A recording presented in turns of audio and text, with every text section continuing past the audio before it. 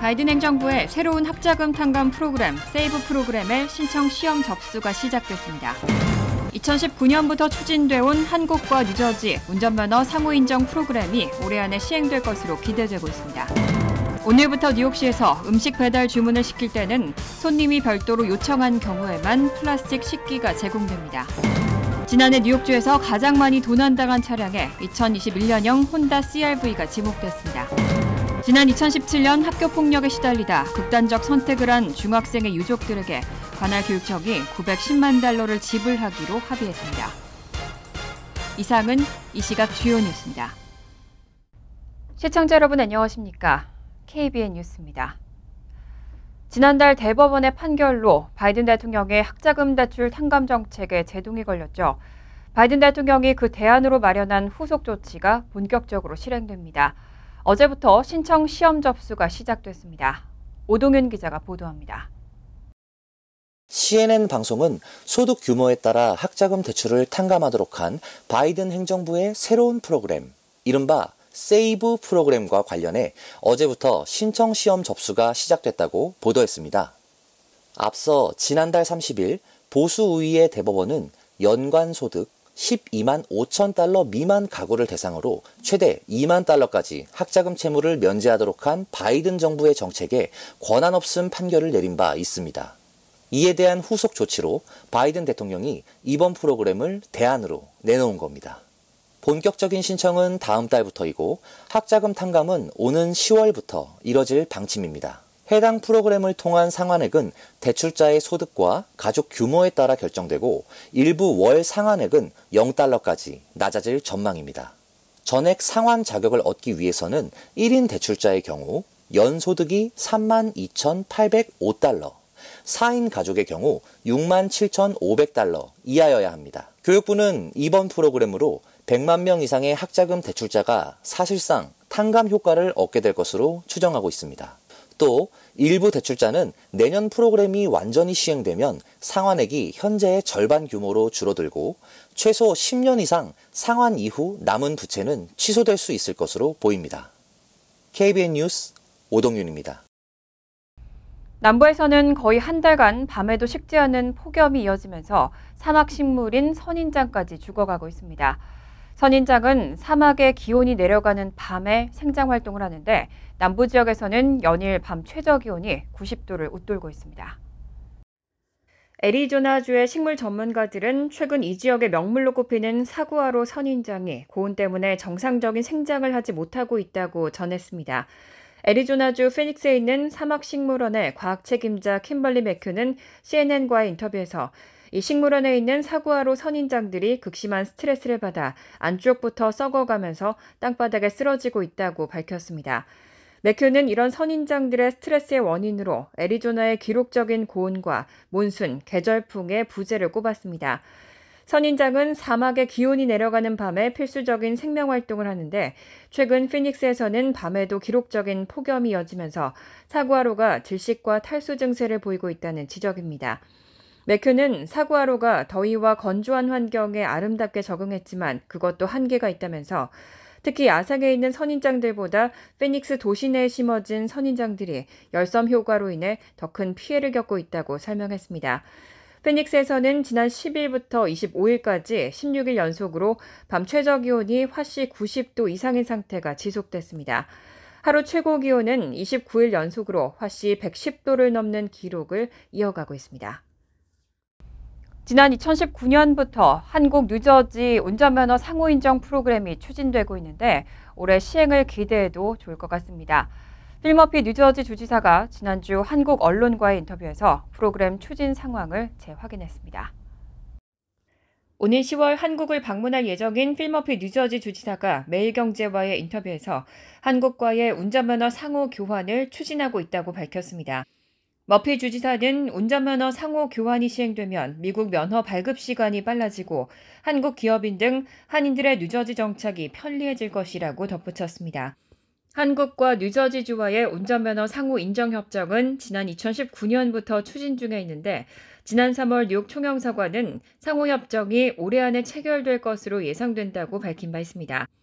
현재 뉴저지주는 한국 운전면허 소지자들에게 도로시험 면제만 인정하고 있기 때문에 뉴저지 운전면허 취득을 위해서는 반드시 필기시험을 통과해야 합니다. 현재 메릴랜드와 버지니아, 조지아와 펜실베니아 등 23개 주에서는 이미 한국과 운전면허 상호 인정 프로그램을 시행하고 있습니다. 이 프로그램은 대한민국 국민들이 해당 주에 거주할 경우 추가적인 시험 없이도 미국 운전면허증을 발급하도록 하고 있습니다. 미국 국민들도 마찬가지로 한국에서 같은 혜택을 누릴 수 있습니다. 지난 16일부터 22일 사이 엔터테인먼트 분야의 카드 지출이 급증했습니다. 시장은 이런 카드 소비 급증의 원인으로 전 세계적으로 인기를 끌고 있는 영화 바비와 오펜하이머를 지목하고 있습니다. CNN 보도에 따르면 뱅크 오브 아메리카의 카드 보유자들은 지난 16일부터 22일 사이 휘발유 이외의 소비를 지난해 같은 기간과 비교해 1.9% 늘렸습니다. 이 기간 전자제품과 주택개조, 가구, 숙박 등 많은 부문에선 지출이 줄었지만 엔터테인먼트 분야에서는 지출이 지난해 같은 기간과 비교해 13.2% 급증했습니다. CNN은 그 전주인 9일부터 15일까지의 경우 엔터테인먼트 부문 지출이 4.9% 증가하는 데 그친 것을 감안하면 소비가 상당히 가속화된 것이라고 설명했습니다. 이와 관련해 뱅크 오브 아메리카는 보고서에서 의류 매장과 엔터테인먼트에 대한 지출 증가는 그동안 많은 기대를 모았던 영화 바비와 오펜하이머의 개봉이 일부 영향을 미친 것으로 보인다고 평가했습니다. 바비와 오펜하이머는 지난 21일 개봉했는데 두 영화가 같은 날 개봉하게 되면서 바비와 오펜하이머를 합친 바벤하이머라는 단어까지 만들어졌습니다. 영화 바비는 개봉 첫 주말에만 1억 6,200만 달러를, 오펜하이머는 같은 기간 8,250만 달러를 벌어들였습니다. CNN은 소비자들이 다른 곳에서 지출을 줄이고 있음에도 불구하고 일부 분야에서는 얼마나 공격적으로 소비하는지를 보여준다고 설명했습니다. 바이든 정부가 2027년식 자동차 모델부터 적용되는 연비 기준을 종전보다 약 18% 높였습니다. 2032년까지는 평균 연비를 갤런당 58마일까지 높이겠다는 방침입니다. 교통부 산하 도로교통안전국이 승용차와 경량 트럭의 평균 연비를 2032년까지 갤런당 58마일로 높이는 방안을 연방관보에 게재하고 이후 60일간의 의견 수렴 기간을 거친다고 밝혔습니다. 도로교통안전국이 가장 선호되는 대안으로 제시한 기준에 따르면 2027년식 모델부터 승용차의 연비는 연간 2%씩, 경량 트럭의 연비는 연간 4%씩 개선돼 2032년식 모델의 평균 연비는 갤런당 58마일에 도달하게 됩니다. 2030년식에서 2035년식 상업용 픽업 트럭과 작업용 배는 매년 10%씩 연비를 개선하는 안도 포함됐습니다.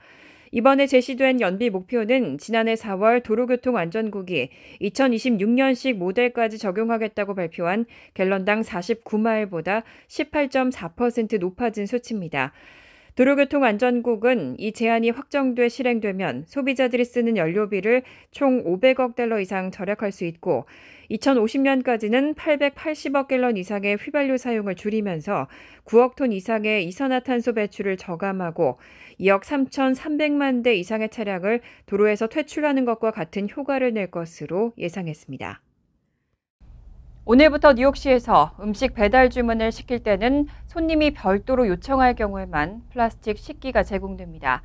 1년간의 계도 기간을 거친 뒤에는 적발 시 벌금도 부과됩니다. 뉴욕시 청소국은 지난 2월 1일 제정된 조례에 따라 오늘부터 뉴욕시 요식업체들은 배달 주문 고객들에게 플라스틱 숟가락이나 포크, 그리고 케첩 등 비닐 패키지에 담긴 소스와 여분의 플라스틱 그릇 등을 기본으로 제공하는 것이 금지된다고 밝혔습니다. 업체들은 이제 배달이나 테이크아웃 고객들이 별도로 요청할 경우에만 이런 제품을 제공할 수 있습니다. 우버이츠와 도어대시 등과 같은 온라인 주문 앱에서도 플라스틱 식기 도구는 고객이 요청 버튼을 눌렀을 때만 제공할 수 있습니다.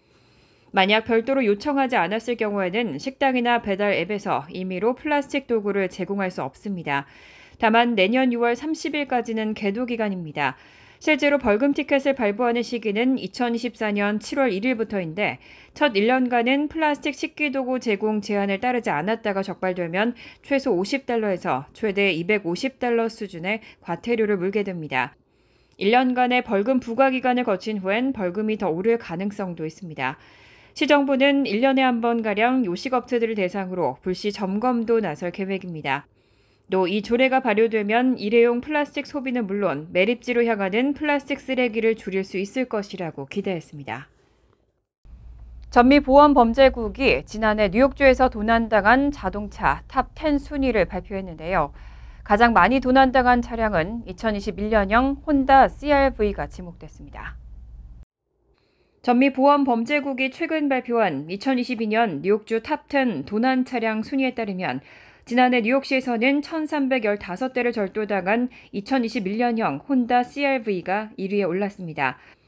이어 2021년형 혼다 어코드가 1,154대, 2019년형 혼다 시빅이 656대, 2016년형 토요타 캠리 635대, 2021년 지프 그랜드 체로키 501대, 2006년형 포드 이코노라인 E 350, 445대 등의 순이었습니다.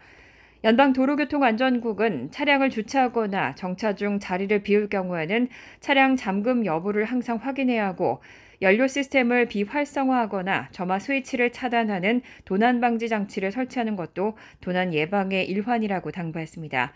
만약에 차량을 도난당했을 경우에는 즉시 경찰에 신고해야 하고 보험 청구를 위해서는 신고 후 받은 경찰 보고서를 보험사에 제공하면 됩니다. 전미보안범죄국에 따르면 회수된 도난 차량의 34%는 도난 당일에 회수됐고 45%는 다음 날에 회수된 것으로 알려졌습니다.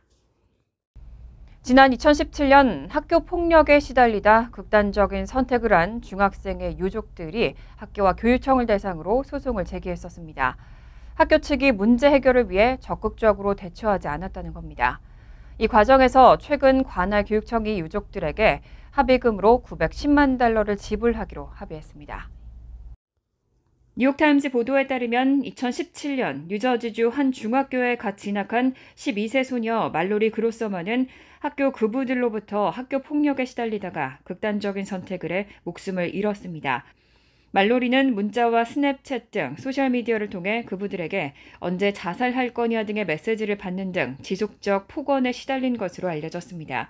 피해 당시 말로리와 가족들은 수개월간 학교 측에 문제 해결을 요청했지만 학교 측이 적극적으로 대처하지 않으면서 상황이 악화된 것으로 전해졌습니다.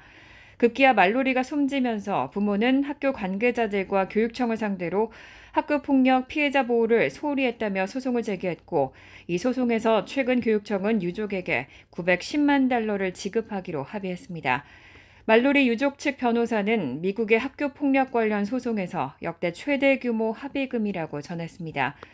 뉴욕타임즈는 최근 뉴저지주에서 학교 폭력으로 인한 극단적 선택이 반복되면서 주 교육청에 대한 분노 여론이 커진 상황에서 이번 합의가 이루어졌다고 전했습니다.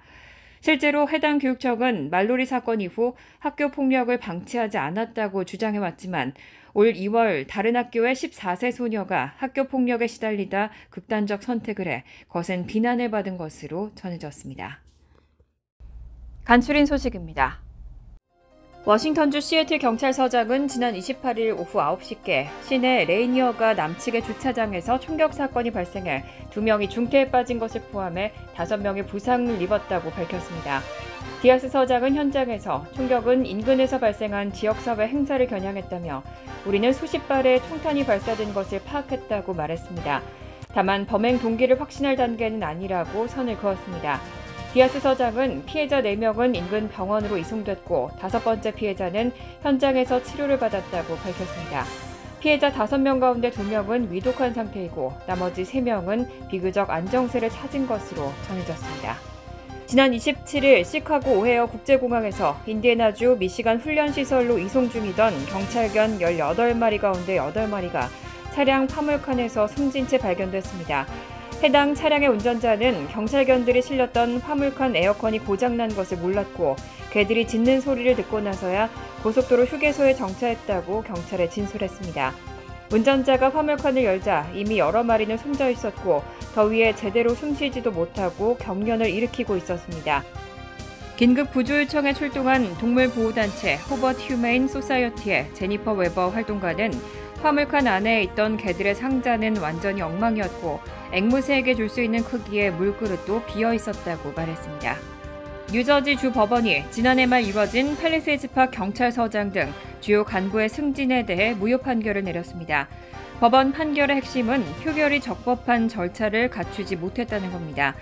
펠팍타운은 지난해 시의회 원래 회의에서 에스피노 서장과 게스페로비치 경감의 승진안을 통과시켰지만 당시 시의원 6명 가운데 3명만 참석했고 3명 가운데 1명은 이에 충돌에 의거해 표결에 참여하지 않아 결국 2명의 찬성으로 가결됐습니다.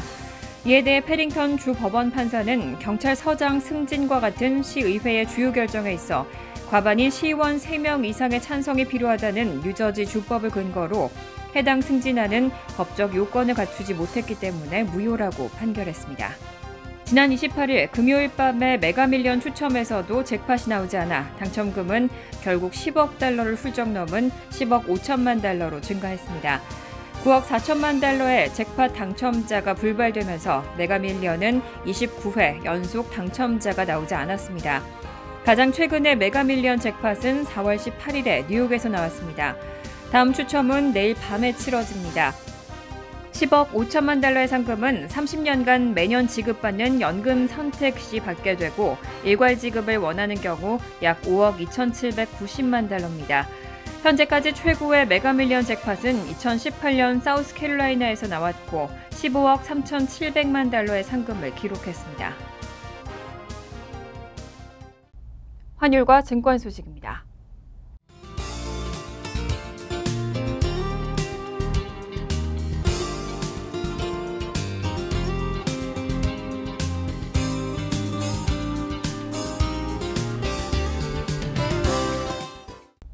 이어서 날씨입니다. 화요일은 화창하겠습니다. 낮 최고 기온은 79도, 섭씨 26도, 밤 최저 기온은 63도, 섭씨 17도로 예상됩니다. 수요일도 화창하겠습니다. 목요일도 화창하겠지만 밤에는 소나기 내릴 가능성이 있습니다. 이상으로 KBN 뉴스를 마칩니다. KBN과 함께 즐거운 저녁 되시기 바랍니다.